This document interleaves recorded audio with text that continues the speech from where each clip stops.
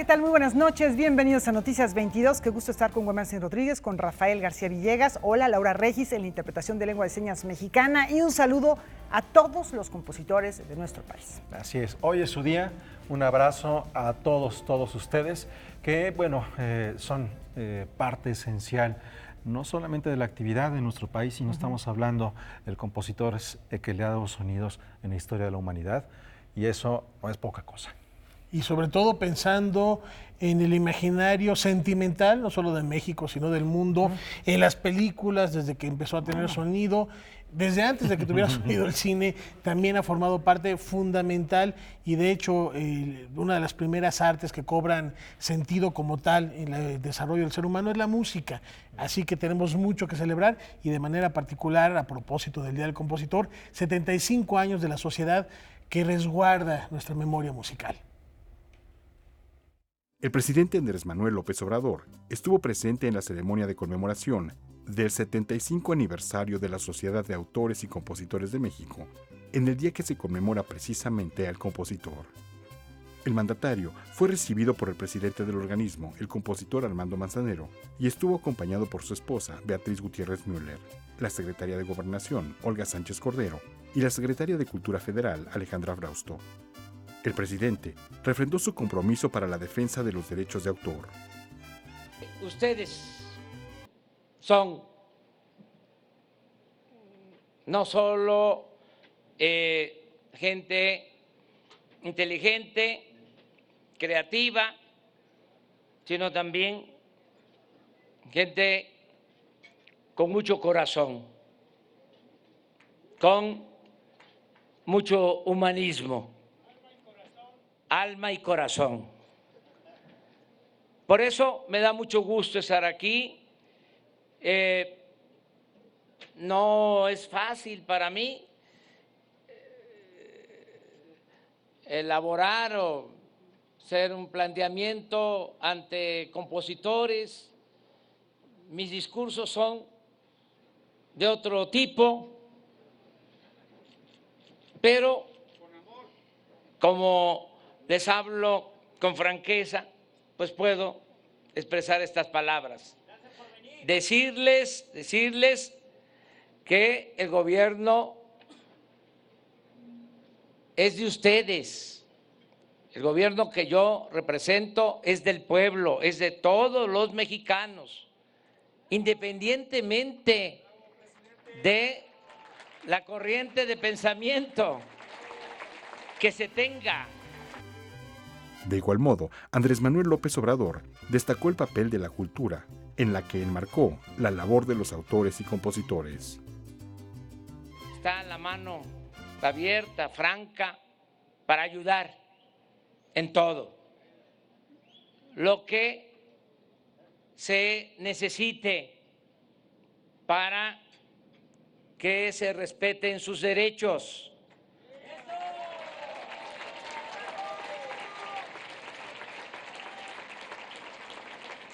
Y también para impulsar el arte, la cultura. Esto es fundamental, sobre todo en épocas de crisis. Nosotros vamos a salir adelante porque México es un país con mucha grandeza cultural. Vamos a salir adelante y se va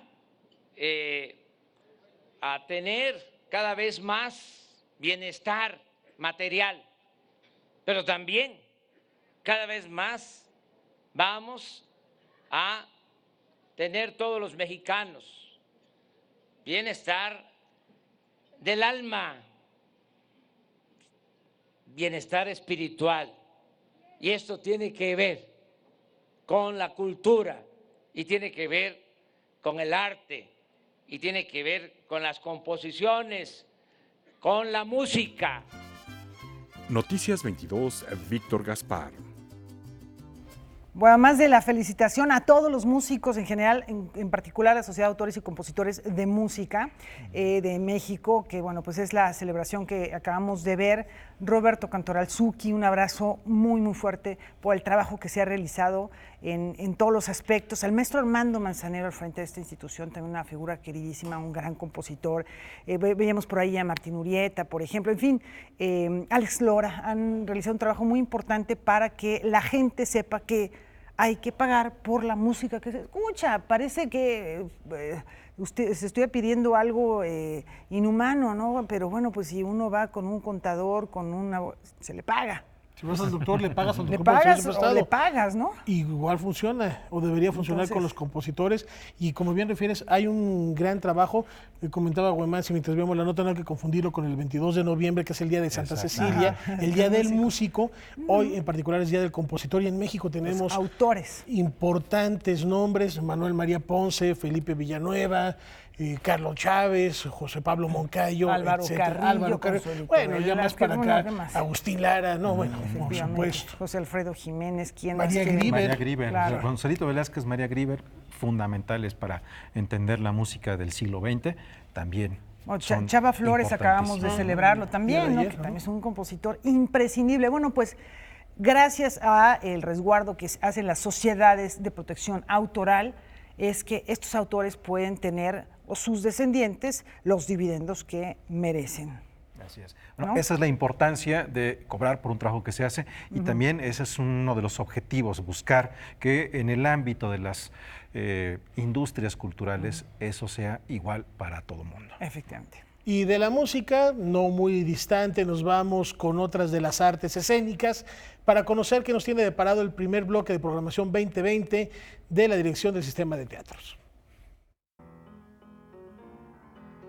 La Dirección del Sistema de Teatros presentó el primer bloque de programación 2020, que incluye 5 propuestas escénicas, un espectáculo de cabaret y un concierto.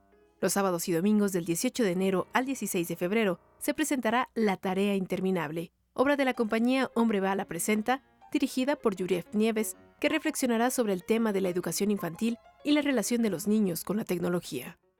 Quisimos retratar como escenas cotidianas de las familias, en donde un niño no quiere o no tiene las herramientas para concentrarse y hacer la tarea, y cuál es el papel que juegan o jugamos los papás en esta etapa. Del 24 de enero al 16 de febrero se presentarán las propuestas Doctor Fo, del director Alejandro Cervantes, y ¿Quién te entiende?, bajo la batuta de Alberto Lobnitz. La primera tendrá como protagonista a la locura humana y expondrá los forzados estereotipos establecidos por la sociedad costumbrista. La segunda será presentada por la compañía Seña y Verbo y contará historias reales y experiencias que viven desde pequeños las personas sordas. Es una compañía que se dedica a hacer espectáculos bilingües con actores sordos y actores oyentes, espectáculos profesionales para todo tipo de público, ¿no? Espectáculos incluyentes. La relación entre los humanos y los felinos será retomada en La vida secreta de los gatos, inspirada en el texto de Gerardo Castillo y dirigida por Mauricio Martínez. Y un estudio sobre el deseo y la pureza del amor será lo que ofrecerá Los Mansos, montaje dirigido por Agustín Mesa. El espectáculo de cabaret será llevado a escena por la agrupación Manas a la Obra, y bajo el nombre La Muerte Chiquita, la compañía explorará la temática del placer femenino. La Muerte Chiquita es un espectáculo que surgió a partir de hacernos muchas preguntas acerca del orgasmo femenino y en general de cómo se manifiesta el placer en este momento para nosotras como mujeres jóvenes a través de todo lo que implica los medios de comunicación. De pronto parece que hay demasiada información y que las cosas están cambiando. Por su parte, el cantautor argentino Jerónimo Pavani ofrecerá un recorrido sonoro por la música latinoamericana con la interpretación de su disco Inti. Los recintos de cada propuesta y la programación completa podrá consultarse en la página teatros.cultura.cdmx.gov.mx, así como a través de la aplicación Teatros CDMX. Noticias 22, Karen Rivera. Bueno, hace poquito hablábamos de Eugenio Landesio, ahora vamos a hablar de otro artista que estuvo también al frente de la formación de los grandes pintores de México. Y para hacerlo nos vamos al Museo Nacional de San Carlos.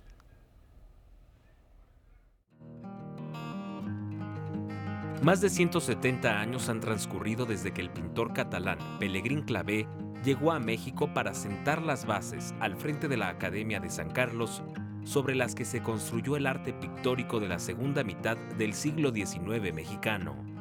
Su relevancia en la genealogía de la plástica nacional queda de manifiesto en la exposición Pelegrín Clavé, Origen y Sentido.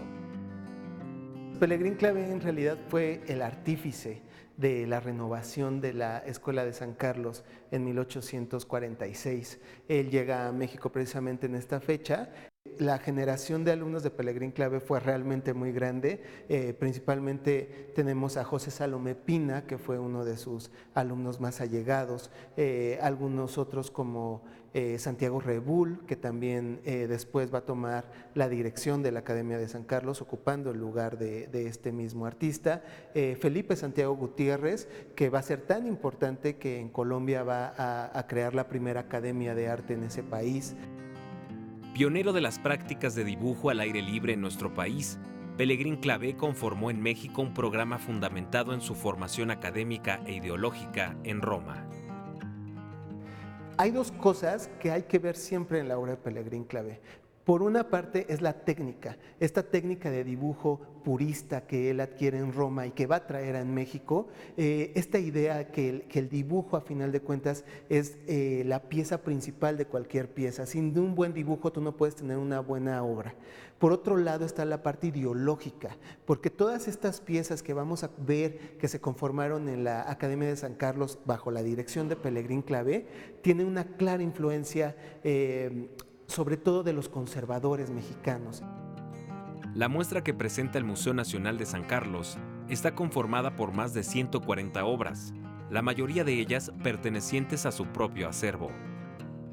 Tenemos la fortuna de tener la pieza más emblemática que hace Clavé en México, que es La locura de Isabel de Portugal. Y bueno, era una necesidad poder hacer esta muestra y además poder nutrirla con acervos de otros lugares. Tenemos acervos institucionales, pero sobre todo son obras que provienen de familias que tenían estas piezas. Contamos con el apoyo de los descendientes de Pelegrín Clavé, entonces pues muchas de estas obras que vamos a poder ver nunca se habían podido mostrar en ninguna exhibición. Durante los 21 años que Pelegrín Clavé vivió en México, logró convertirse en el retratista de mayor prestigio en el país, al tiempo que incorporaba a su actividad artística las posibilidades que ofrecía la fotografía. Él empieza a tomar los modelos fotográficos y los pone en sus pinturas, o bien tomaba la fotografía de los retratados y a partir de esta fotografía es que podía realizar sus obras. Entonces nos damos cuenta de un hombre que primero está dándose cuenta de los avances tecnológicos que están sucediendo y que los está llevando a su obra. La exposición Pelegrín Clavé, Origen y Sentido, 1811-1880, permanecerá en el Museo Nacional de San Carlos hasta el 29 de marzo. Para Noticias 22, César H. Meléndez. Ahora conozcamos al ganador del premio Mauricio Achar. Una fotografía de una Navidad en donde están los padres de Alaide Ventura fue el detonante para que ella construyera la historia de una familia que sufre abusos y violencia. De ahí se me empezaron a ocurrir las preguntas de qué esconden las fotos familiares. Todos tenemos álbumes con fotos donde estamos sonriendo, son cumpleaños, son momentos bonitos, especiales, pero en realidad, ¿qué sucedía alrededor? ¿Cuál era el contexto? Entre los rotos, novela ganadora del premio Mauricio Achar Literatura Random House 2019, es la historia de dos hermanos que a partir de las fotografías familiares van recordando cómo su papá los agredía física y psicológicamente, cómo pasaban una larga temporada en casa de los abuelos porque su mamá estaba en el hospital y cómo guardaron silencio mientras curaban sus heridas. Ellos son dos hermanos que vienen de un contexto violento y lo que yo quería contar es cómo las secuelas de la violencia no son algo que se pueda borrar por arte de magia, cambiándote de ciudad, o abandonando tu núcleo familiar, sino que las traes contigo, son cicatrices. Como dice la solapa, son cicatrices mal sanadas a veces. Yo quería contar que la violencia física, digamos así como descarnada, como sucede en el libro, no es algo que sea, por desgracia, no es un antes y un después. No es algo como una herida que se hizo una vez, sino que es algo cotidiano, ¿no? Que llegamos a normalizar porque forma parte de nuestra interacción del día a día. O sea, es como vamos a la escuela, vivimos en este lugar y nuestro papá es violento y suceden estas cosas cotidianamente. Para la autora es importante conectar con el lector, pero también con los que han callado las agresiones que vivieron en sus familias. Yo creo que el silencio puede llegar a ser también una forma de violencia y que no hay villano, no hay víctima, todos somos una mezcla de todo, ¿no? Todos somos víctimas y victimarios, todas reproducimos estas violencias, igual sin quererlo, pero los rotos también dañamos, también rompemos a otros, ¿no? Y sí, un poco para que estas personas que viven en silencio se den cuenta que no están solas. Entre los rotos, novela de Alaide Ventura Medina, será presentada el jueves 16 de enero a las 19:30 horas en la librería Gandhi de Miguel Ángel de Quevedo en Coyoacán. Noticias 22, Alberto Aranda. Vamos a una pausa.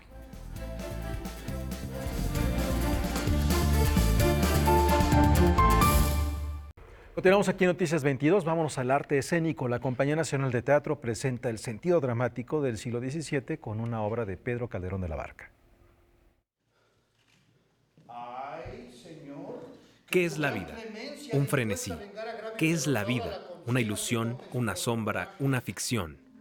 Este es un fragmento del soliloquio más célebre de la dramaturgia hispana que aparece en la segunda jornada de La vida es sueño, obra emblemática del siglo de oro español y de su autor, Pedro Calderón de la Barca. Bajo la dirección de Claudia Ríos, la Compañía Nacional de Teatro nos presenta la trágica historia de Segismundo, quien ha vivido privado de su libertad por designio de su padre, el rey Basilio de Polonia. El montaje corresponde a la versión de Zaragoza de 1636 y se complementa con la versión de Madrid de 1640. Muchos de los versos de la versión de Madrid nos funcionaban pues para subrayar, por ejemplo, cuestiones que tenían que ver con la política, o por ejemplo ese gran monólogo con el que termina la segunda jornada. En la versión de Zaragoza está muy pequeñito, no está tan desarrollado. Entonces, pues pensábamos que no podíamos quitarle al público de escuchar ese maravilloso monólogo, entonces lo recuperamos. La vida es sueño nos sitúa en el delgado límite que existe entre aquello que consideramos real y ficticio, confrontándonos con los dilemas de la libertad, el libre albedrío, la justicia y el destino, es decir, el trágico cumplimiento de un hecho preestablecido. Y lo que nos dan estos textos es, como nos comentaban los actores, que nos preguntemos, ¿qué es la vida? ¿Cuál es el sentido? ¿Por qué nos debemos de comportar bien? ¿Qué es un padre? ¿Qué es un gobernante? ¿Qué es el tiempo? ¿Qué es esto que se nos va entre las manos, que es la oportunidad de cada día de hacer el bien o de hacer el mal? Entonces, sin que sea una obra de mensaje o moralina, sí es una obra que nos permite hacernos preguntas que nos lleven a una reflexión profunda sobre el sentido de las cosas. El montaje cuenta con actores del elenco estable de la compañía como Arturo Bristain en La piel del rey Basilio y Fernando Huerta Zamacona, quien da vida al atormentado Segismundo. La propuesta escénica tiene como principales pilares precisamente la interpretación actoral y la fuerza poética del texto. Para mí el espectáculo, el gran espectáculo de esta obra es el texto. Y no quería poner nada que distrajera la atención ni una gran maquinaria teatral, sino el trabajo del texto junto con una serie de actores, un elenco de actores súper dedicados, acuciosos, puntuales, súper detallistas. La vida es sueño ofrecerá temporada en la Sala Héctor Mendoza de la Compañía Nacional de Teatro hasta el 23 de febrero con funciones de jueves a domingo en horarios de teatro, jueves y viernes a las 8 de la noche, sábados a las 7 y domingos a las 6. Para Noticias 22, César H. Meléndez. La posibilidad de vivir bajo el mar está más cerca que nunca. Son, pues yo diría, uno de los colectivos y de los artistas más interesantes que ofrece la escena nórdica del arte y que desde luego nos interesa, la estamos explorando porque en México es la primera vez que exponen en una galería. 3 artistas daneses integran desde hace 25 años el colectivo Superflex. Su trabajo artístico se ha caracterizado por utilizar el arte como herramientas de transformación social. En la galería OMR se exhibe uno de sus trabajos más recientes, titulado There Another Fish in the Sea, en el que desarrollaron un bloque de cerámica llamado Pink Elements, que según los creadores servirán para edificar viviendas debajo del mar sin afectar el ecosistema. Ellos hicieron toda una investigación de cómo el rosa es el color al cual el coral se siente más atraído, se acerca y se siente más cómodo para poder compartir, ¿no?, este ecosistema a algo que no es necesariamente natural, sino creado por el hombre. Y además del color, pues piensan en todos estos orificios y en la textura, etcétera, para que también los peces se puedan acercar y puedan descubrir y vivir y, ¿no?, pasar dentro de los túneles. Entonces, pues todo esto que han investigado en el barco explorador, en la beca que recibieron, pues lo concretan proponiendo, ¿no?, este ladrillo, este tabique de construcción para una arquitectura futura, ¿no? Con estas piezas se pretende solucionar el aumento del nivel del mar que cada año se presenta en varias partes del mundo. Y básicamente proponen una arquitectura vertical del futuro, ¿no?, sumergido en el mar. Por eso es la ambientación de la galería. Cuando vengan a verla se van a dar cuenta que todas las ventanas, las puertas tienen un tono azul y es una mica azul que da la sensación de estar debajo del mar. El diseño de las piezas surgió en Copenhague, pero de su elaboración se encargó una empresa mexicana ubicada en Guadalajara. Esta muestra, que incluye una pieza sonora, permanecerá hasta el 19 de enero en la Galería OMR. Con información y texto de Óscar Cortés, Óscar Helguera, Noticias 22.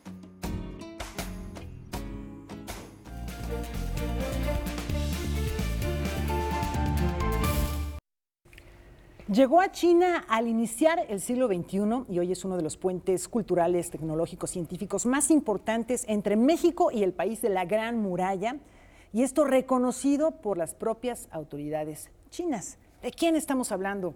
Edgardo Bermejo, platícanos de este gran personaje, este gran hombre que lleva pues tantos años allá, aprendió a hablar chino, se preparó y se ha desarrollado en campos muy diversos. Así es. Resulta que el domingo pasado apenas las autoridades de la ciudad de Hangzhou, en China, una ciudad que está a la mitad del camino entre Shanghái y Pekín, justo en medio, una ciudad muy famosa por sus universidades, por sus lagos y por su gran desarrollo económico. Bueno, pues esta ciudad ha nombrado el emprendedor del año a un mexicano, que como bien dices llegó allá hace justo 20 años, y él es nada menos que Alfonso Araujo. Él es oriundo de Monterrey, estudió ingeniería mecánica, ingeniería industrial, en el TEC de Monterrey, y llegó a China en el año 2000 por otro motivo, porque él además de otras cosas es un gran experto en artes marciales, de modo que llegó a especializarse en Kung Fu. Se quedó allá y empezó una historia extraordinaria, y yo diría que hoy por hoy Alfonso Araujo es uno de los mexicanos que más ha hecho por crear vínculos en el ámbito cultural, educativo y científico entre México y China. Y justo le dieron el reconocimiento porque hace apenas unos meses él inauguró en esta ciudad un centro de innovación tecnológica, ¿un hub? Lo que le llaman un Innovation Tech Hub, con capital, muchos recursos del gobierno chino, pero también con apoyo del TEC de Monterrey y de su propio centro. Él tiene un centro chino-mexicano con sede en Hangzhou y bueno, de lo que se trata este centro es de crear oportunidades para investigadores de ambos países para desarrollar sus proyectos. Les dan fondeo de recursos, pero también les ayudan a buscar socios, a proteger sus derechos intelectuales, sus derechos de autor. a crearles mercados para sus productos, a explorar la innovación, algo realmente sin precedentes. Él llegó, decía yo, en el 2000, después él en el 2003 fundó el primer Instituto de Asia-Pacífico del TEC de Monterrey, el primero de su tipo de una universidad mexicana en China. Fue así como yo lo conocí, en el 2003. ¿Tú lo conociste mientras tú representabas a México? Sí, y él recién llegado, el TEC de Monterrey es el primer institución pionera que abre una institución en una universidad china, la Universidad de Shenyang, de donde es capital Hangzhou. Y bueno, el tema es que él se quedó. Ahí mismo perfeccionó sus estudios de chino, estudió economía y empezó a convertirse en un puente natural. Ha llevado decenas de delegaciones de empresarios, de científicos, de estudiantes a China y desde hace algunos años abrió su propio centro de vinculación. Esto es un poco lo que él ha hecho.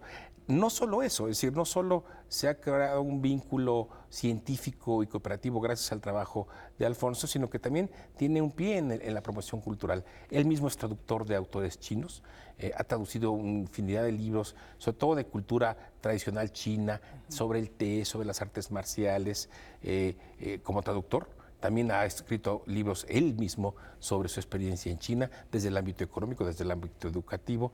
Pero lo que es muy relevante, decía yo, es la creación, la fundación de este centro, porque va a darle un salto gigantesco a la cooperación científica entre México y China. Fíjate nada más, solamente los primeros proyectos que ellos van a lanzar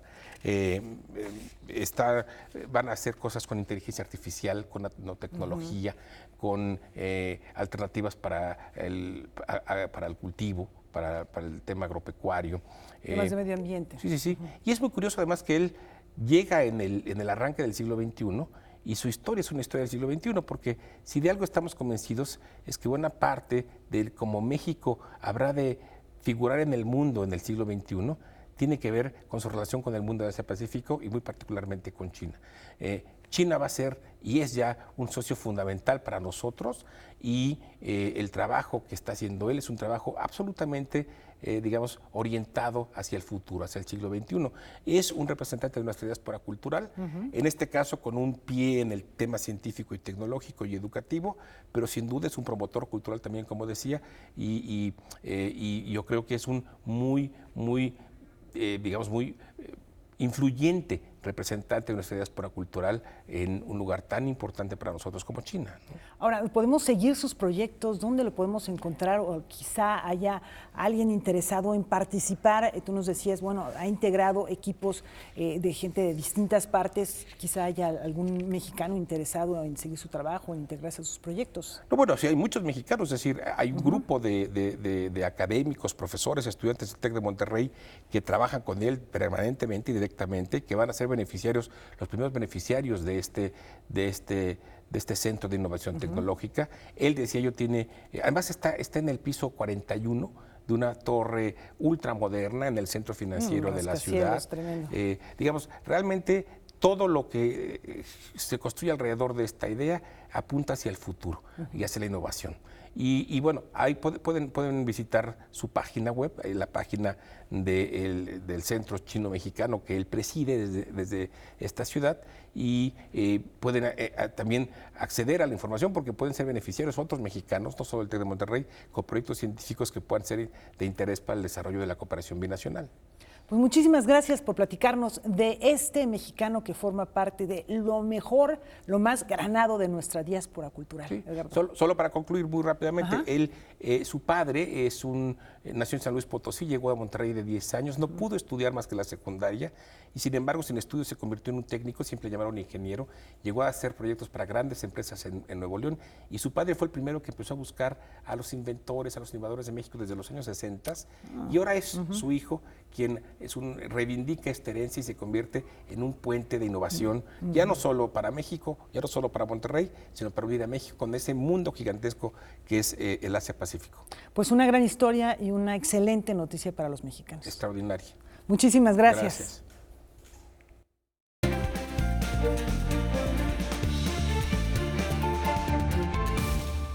Esta noche les queremos platicar del piano más grande del mundo Y para hacer esto, saludamos como cada miércoles a María Luz Moraleda, corresponsal de la Deutsche Welle, a quien saludo con muchísimo gusto. María Luz, ¿cómo estás? Platícanos, por favor, ¿qué tiene de especial este monumental piano? Muy buenas noches. Hola, ¿qué tal? Muchísimo gusto saludarles de nuevo.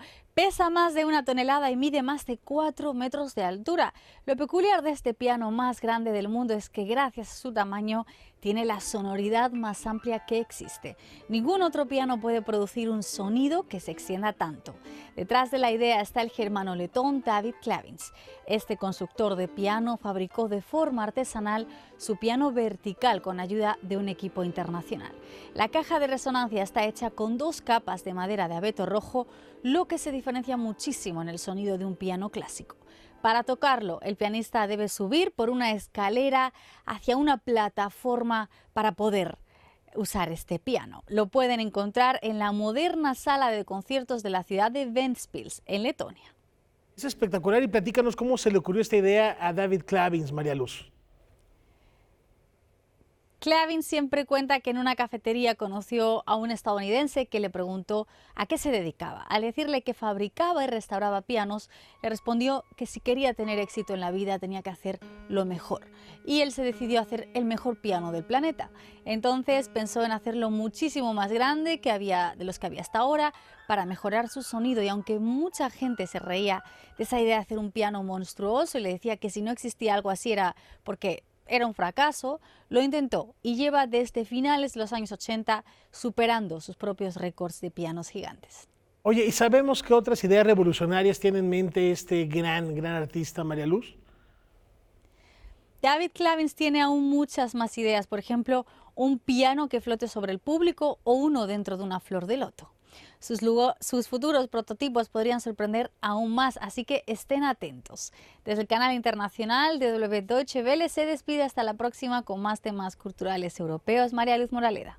Muchísimas gracias, María Luz, excelente noche y espectacular esta propuesta, Laura Weman. Un piano de estas dimensiones no se ve y por supuesto no se escucha todos los días. Esto es súper interesante, Laura, Rafael, amigos, porque cuando llegamos al piano es porque pasaron algunas décadas, y no sé si centurias, de un diseño que se fue mejorando, se fue desarrollando en diferentes países con el clavicordio, el clavicémbalo, el clave. El clavecín, y había otro que era el clave temperado, que es una variante. Para finalmente llegar al piano, que era toda una novedad en tiempos de Mozart. Al pianoforte de Cristóforo. Exactamente. ¿Qué es lo que se puede mejorar? ¿Qué tanto más pueden evolucionar si consideramos que los instrumentos de por así decirlo, de las orquestas que hoy conocemos, pues fueron inventados a más tardar en el siglo XIX.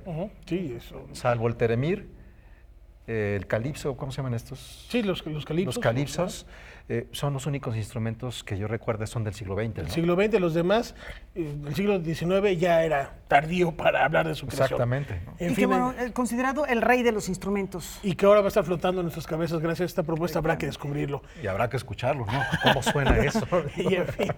Y vamos a continuar, se llevará a cabo el juicio contra Donald Trump, un recorrido por el mundo.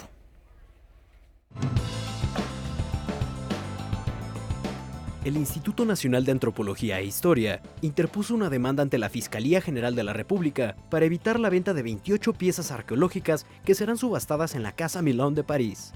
Dentro del catálogo de los vendedores de arte, se afirma que 53 de las obras mesoamericanas proceden de México. Sin embargo, en un dictamen elaborado por expertos del INAH, mencionan que no todas las piezas son prehispánicas y existen varias de reciente manufactura.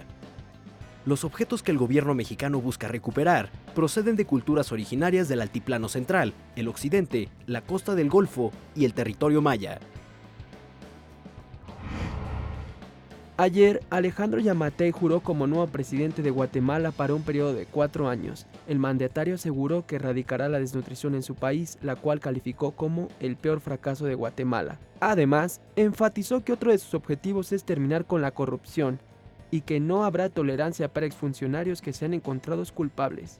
Asimismo, destacó la iniciativa por promover nuevos programas de educación y empleo para terminar con la falta de oportunidades, así como dignificar cuestiones de género, migración y terminar con la discriminación de los pueblos originarios. Hace unas semanas, un fenómeno extraordinario fue avistado desde el cielo por la comunidad astronómica mundial. La estrella gigante Betelgeuse, uno de los cuerpos celestes más importantes de la Vía Láctea, disminuyó considerablemente su luminosidad, lo que podría anunciar una explosión que la convierta en supernova. Esto puede ser un espectáculo increíble a vista del ojo humano, dado que la propagación de luz por la noche sería igual al de la Luna. Aunque no se sabe si el astro puede explotar en 2 semanas o en 100.000 años, esto facilitaría a los científicos seguir estudiando las distintas fases de la supernova y sería una importante oportunidad para seguir dimensionando la expansión del universo. Nancy Pelosi, presidente de la Cámara de Representantes de los Estados Unidos, anunció hace unas horas a los legisladores que serán fiscales en el juicio político contra el presidente de los Estados Unidos, Donald Trump. El presidente de la Comisión de Inteligencia, Adam Schiff, encabeza la lista. El proceso de impeachment contra el mandatario estadounidense no tiene fecha establecida, sin embargo, podría comenzar a finales de esta semana. Y ahora vamos a platicar de una exposición que se llama Grandes Círculos, compuesta por 6 piezas que nos llevarán a recrear fenómenos astronómicos. La visión arquitectónica de la peruana Elena Damiani se vuelca a la bóveda celeste para materializar en latón, mármol y cantera, al igual que en dibujos, fenómenos astronómicos que traduce en 6 piezas que ahora expone en la Galería Nordenhake bajo el nombre Great Circles. En este caso fue al revés, ¿no? Cómo nosotros vemos cuerpos celestes que nunca entraron en la Tierra. En este caso tenemos, por ejemplo, aquí como un trabajo acerca de las 3 lunas de Plutón y de su órbita hiperirregular que tienen y cómo se representan pues en NASA, ¿no? Y una traducción pues en mármol negro de Monterrey. Las piezas de Damiani de alguna manera codifican fenómenos naturales en una línea que recuerdan a los trabajos de Kandinsky y cómo este pintor plasmó la música en sus lienzos. No obstante, su influencia, a decir de Anthony Sarduni, procede de una mujer. En esta exposición precisamente es muy importante anotar el nombre de Hilma af Klint, que es esta artista sueca que tuvo una retrospectiva muy importante que era como muy esotérica ella, ¿no? Y fue paralela a Kandinsky, justo antes que Kandinsky una mujer pintora hizo arte abstracto, ¿no? Pero nunca nadie lo vio hasta muy tarde. Esto influyó el trabajo de Elena, que no es para nada esotérico, sino más científico, pero hay como este vínculo. Y también el artista brasileño Sergio Camargo está presente como un eco en su trabajo, ¿no? Que trabajó totalmente en abstracto en los años 60 en Brasil, y ella le da como este toque pues más científico y de materialidad. La arquitecta peruana se apoya en la cartografía y las fotografías de la NASA para plantear estas 6 obras que son parte de su primera exposición en solitario en México, en donde ha expuesto en el Museo Universitario de Arte Contemporáneo algunas piezas previamente. Ella hablaba siempre como de pequeña le influenció mucho ir a, como siempre los fines de semana, caminar con su familia en estos paisajes desérticos de Perú, ¿no? Y también como el sol, los atardeceres, estas cosas tan cotidianas luego tuvieron esta influencia en su trabajo. En este caso el uso del latón hace referencia siempre al sol o a estrellas o lunas que funcionan como estrella, ¿no? Y que realmente reflejan. Elena Damiani hizo una pieza tan importante que hace referencia también al eclipse, donde realmente una luz se refleja totalmente en forma esférica a la pared, ¿no? Con lo cual la luz es totalmente un material de trabajo, ¿no? También en los dibujos vemos como hay como estas luces. Great Circles se exhibe en la Galería Nordenhake hasta el 18 de enero. Noticias 22, Víctor Gaspar. Bueno, pues una propuesta para que este fin de semana vayan a la Colonia Roma. Sí, apúrense porque ya quedan pocos días. Una pausa.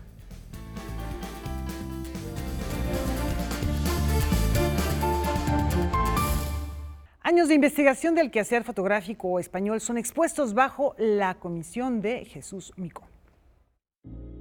Un cierto panorama, exposición comisionada por el curador, profesor e investigador Jesús Micó, ofrece una visión amplia y plural de la nueva fotografía de autor en España. Una muestra de 54 artistas con una carrera Nobel dentro de la fotografía. Es el resultado de 2 años de investigación en donde básicamente pone en valor algunos de los puntos más importantes de la carrera de Jesús, que es investigar autores sobre los que, al menos hasta ese momento, nadie o poca gente habla. Él habla de fotografía Nobel, pero fotografía Nobel sin referirse a la edad, sino más bien a la trayectoria, a la carrera, incluso a la experiencia en el área de la fotografía. La muestra, montada en el Centro Cultural España, exhibe físicamente colecciones de 6 artistas seleccionados y 2 programas de proyecciones digitales con piezas de los 48 artistas restantes. Tenemos a Teo Barba con un proyecto que inicia también con un aspecto que le gusta mucho a Jesús, que es el punto de vista humorístico, ironía, el doble sentido, y es un proyecto que básicamente aborda la fotografía de edificios monárquicos. En esta serie fotográfica lo que presenta Teo es un retrato en donde les quita esta personalidad real y los aborda como edificios reales, como edificios de carne y hueso, con ese juego de palabras. La exposición permite al público navegar una rica variedad de concepciones que ayudan al público a definir el actual quehacer fotográfico español, desde el ámbito estético hasta distintas cuestiones temáticas. Después tenemos de este lado a Jesús Monterde. Jesús Monterde es un caso muy peculiar en esta exposición porque es un fotógrafo de 54 o 55 años que en el momento en el que esta exposición se crea tenía 4 o 5 años de haber empezado a hacer fotografía. Es un fotógrafo que en su día a día para vivir es carnicero, trabaja en una carnicería, sale de trabajar y va a cuidar a su madre, que es una anciana que requiere cuidados, y a un hermano que requiere cuidados también, y vive en una comunidad rural básicamente. La muestra permanece en el Centro Cultural España hasta el domingo 19 de enero. Noticias 22, Omar Vera. Pasemos de nuevo a las artes escénicas, con un tema que es muy importante reflexionar en nuestra sociedad. La violencia de género deja huellas a través del tiempo y por ello hay que reconstruir la vida de Ana en la obra Un beso en la frente. Nunca fui muy de pintarme las uñas, pero a Eva le encanta. Ana es una mujer que está saliendo de un coma a causa de la violencia de género, de la que fue objeto por parte de su esposo. La reconstrucción de memoria va revelando su circunstancia al espectador en la puesta en escena Un beso en la frente, adaptación dramática que Jimena M. hace a partir de un texto con el mismo título de Esther del Brío.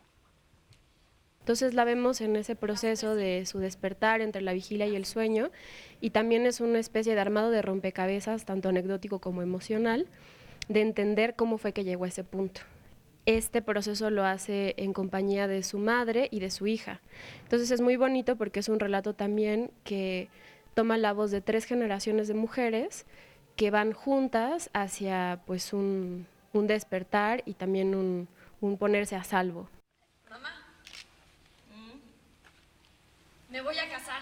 Ana, su madre y su hija son los personajes interpretados por 2 actrices que reconstruyen los hechos tras 8 años en los que Ana ha estado sumida en el coma. En este caso, la violencia nunca está de manera explícita. De hecho, tomamos la decisión de que la presencia masculina no está. O sea, son 2 actrices que van, ambas son Ana, ¿no? Ambas son la mamá y ambas son la hija de Ana. Y de esa manera cada espectador puede construir como a ese otro, ¿no? Que es esta figura de violencia masculina desde su imaginario. Y creo que lo hace más potente y lo hace también más universal. Entonces cada quien construye a su propio Víctor Martín. El montaje es una iniciativa de 3 instancias de la máxima casa de estudios para abordar la violencia de género. Ya se ha presentado en 20 planteles universitarios y ahora llega al Teatro Juan Ruiz de Alarcón.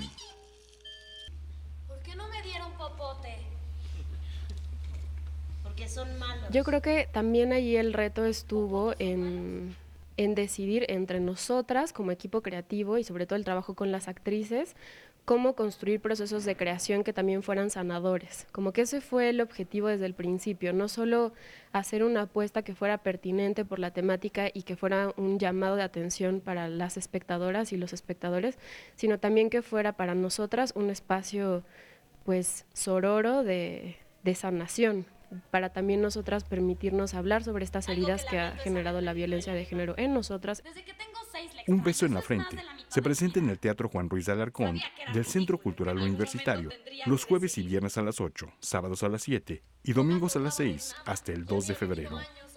Noticias 22, Víctor Gaspar. Eso no importa ahora, abuela. Es de esas muchachas tan bonitas que pagarías la fortuna del mundo a cambio de que no les... Es momento de que conozcamos otra de las propuestas que nos tiene el Palacio de Minería.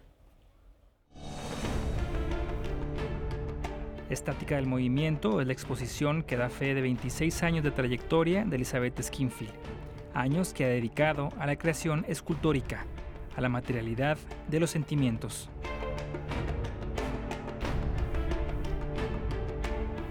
El acero, desde un principio, un material que me da las posibilidades de crecer, soñar, imaginar, y me enamoro realmente de él y no lo he dejado. Es el material con el que yo agarro y expreso mis emociones, mis sentimientos, mis sueños. Cada uno de los sentimientos a los que Skinfield inmortaliza en forma de efigie adquiere una textura, color y movilidad única. Se convierten en la esencia del espacio que ocupan. Trato de crear espacios con mucho movimiento, sensualidad. Son formas abstractas, geométricas, pero siempre hay una investigación. Y uno de los elementos importantes en mis piezas es el color, que también pasa a reforzar el concepto.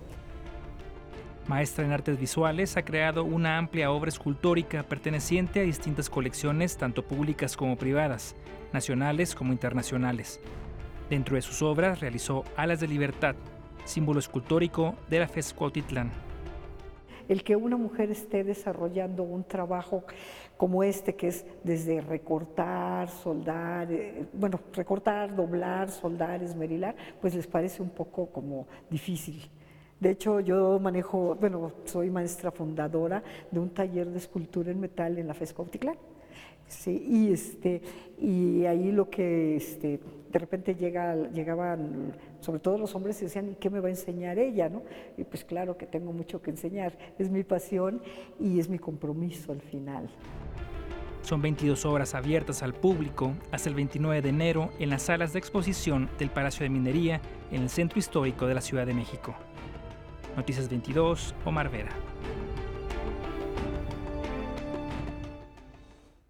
Bueno, pues ya nos vamos y lo vamos a hacer con música, con un muy pequeño, muy breve homenaje a alguien que les anunciamos su desaparición ayer. El día de ayer nos enterábamos, prácticamente cerrando ese programa, de la partida de Chamín Correa, uno de los grandes requintistas de la tradición musical. Ya hablábamos hoy celebrando a los compositores, a los intérpretes. Chamín Correa estuvo en importantes agrupaciones en la época de oro de los tríos en nuestro país y logró trascender generaciones. Los Tres Caballeros pertenecía con Roberto Cantoral, de hecho.